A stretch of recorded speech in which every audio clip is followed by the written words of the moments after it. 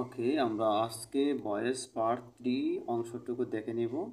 তো আমরা শুরু করার আগে আবার পুনরাবৃত্তি করছি অ্যাক্টিভ এবং প্যাসিভের স্ট্রাকচারটুকু। তো আমরা জানি যে অ্যাক্টিভ হচ্ছে সাবজেক্ট, প্রথম সাবজেক্ট, তারপর ভার্ব, তারপর হচ্ছে অবজেক্ট। আর প্যাসিভ করার সময় আমরা অবজেক্টকে সাবজেক্ট করব, তারপর হচ্ছে এটা অক্সিলারি ভার্ব দিব, ভার্ব 3 করতে হবে, বাই করতে হবে, বাই বেশিরভাগ সময় আমরা বাই ব্যবহার করি, তারপর হচ্ছে সাবজেক্টকে অবজেক্ট করতে হবে। তো আমাদের পূর্ববর্তী ক্লাসে আমরা বলেছিলাম যে এই কাজটা অবজেক্টকে সাবজেক্ট, ভার্ব 3, বাই এবং এই যে সাবজেক্টকে অবজেক্ট করতে হয়, এই কাজগুলো সবসময়ই করতে হয়। যে চেঞ্জ করব কোথায়, আমরা শুধু অক্সিলারি ভার্বে চেঞ্জ করব। তো অক্সিলারি ভার্বে আমরা কখন কোনটি চেঞ্জ করব বাকি অংশটুকু দেখে নেওয়া যাক। তো আমরা অ্যাক্টিভ ভয়েসে হ্যাভ হ্যাজ থাকলে, অ্যাক্টিভ সেন্টেন্সে হ্যাভ হ্যাজের পরে ভার্ব 3 থাকলে আমরা হ্যাভ হ্যাজ লিখব, হ্যাভ অথবা হ্যাজ যে কোনো একটা লিখব। লেখার পর একটা বিন যুক্ত করব, আর ভার্ব 3 করাই আছে, আমরা ভার্ব 3 লিখে ফেলবো। ঠিক আছে, শুধু হচ্ছে আমরা হ্যাভ হ্যাজের পরে ভার্ব 3 থাকলে আমরা অক্সিলারিটা শুধু বিন লিখব। একটা উদাহরণ দেখা যাক, হচ্ছে দে সাবজেক্ট, ভার্ব, অবজেক্ট। ওকে, যেহেতু হ্যাভের পরে ভার্ব 3 আছে, তাহলে আমরা একটা বিন যুক্ত করব অক্সিলারিতে। প্রথমে আমরা অবজেক্টকে নিয়ে সাবজেক্ট করব, দ্য ওয়ার্ক অবজেক্ট, এটাকে আমি সাবজেক্ট করব দ্য ওয়ার্ক। তো একটি হলে হচ্ছে হ্যাজ, আর একের বেশি হলে হচ্ছে হ্যাভ। তো একটি কাজ, এই কারণে হচ্ছে দ্য ওয়ার্ক হ্যাজ। তারপর একটা বিন যুক্ত করব, যেহেতু হ্যাভ আছে, হ্যাভের পরে ভার্ব 3 আছে, একটা বিন যুক্ত করব। এটি হচ্ছে আমাদের মেইন জিনিস, এটা হচ্ছে একটা বিন যুক্ত করব। দ্য ওয়ার্ক হ্যাজ বিন, তারপর ভার্ব 3 করাই আছে, ডান লিখে ফেলবো, ডান। তারপর একটা প্রিপোজিশন নেব, বাই, তারপর সাবজেক্টকে অবজেক্ট করতে হবে।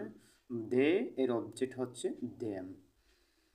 ওকে, হেডের পর একইভাবে হেডের পর ভার্ব 3 থাকলে হেডের সাথে আমরা একটা বিন যুক্ত করব।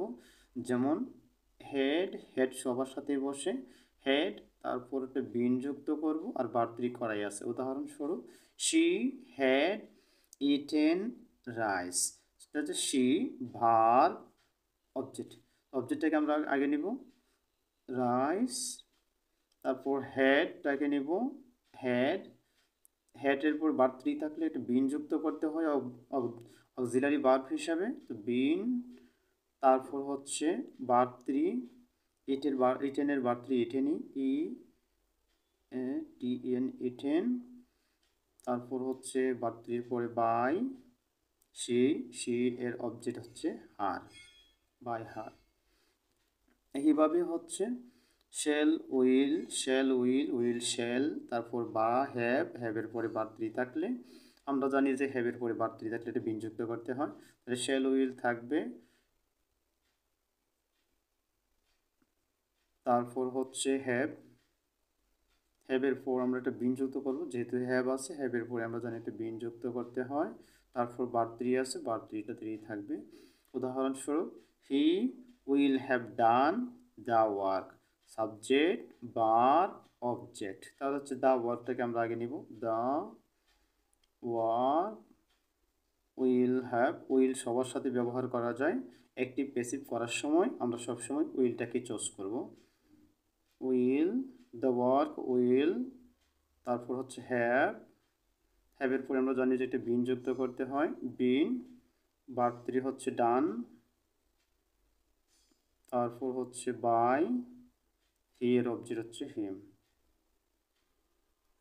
ওকে, আমরা এই অংশটুকু শেষ। এই অংশটুকুর পরবর্তী অংশ